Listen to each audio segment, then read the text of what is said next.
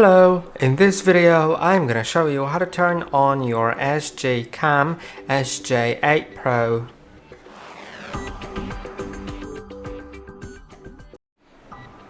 To do it, simply press and hold on the power button on the right side.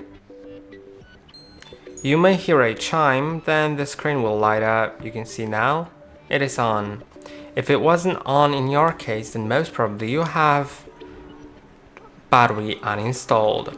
To install a battery, open the door on the bottom. To do it, simply slide them. It requires some force, but once you do it, it should open.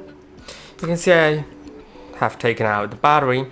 To put it in, just make sure that the pins will align in the inside, and once it's in, close these doors, slide them back on, and then press and hold on the power button.